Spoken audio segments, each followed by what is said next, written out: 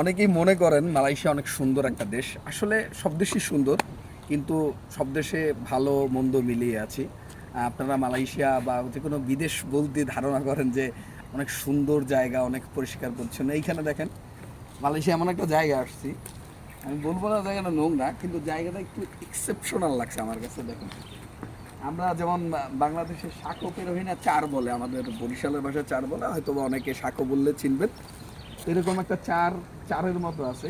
আমরা চার তারায় এক সাইড থেকে অন্য সাইডে যাই। এখানে একটা পাইপ আছে, পাইপ থেকে অনেকে মনে করেন এখান থেকে পাড়ায়া ওই সাইডে যায়, বা মূলত একটা মালাই কাম্পন।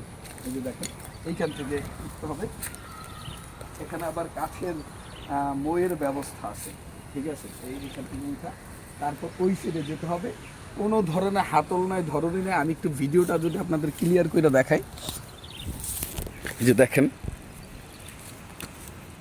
কোনো ধরনের ধরনই নাই,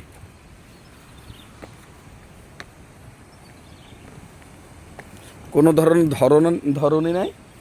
এই যে কেউ যদি মিস্টেক কইরা একটু হাঁটতে গিয়ে স্লিপ করে, তাহলে মনে করেন একেবারে গঙ্গা নদীর জলে ডুব দিয়ে পড়বে।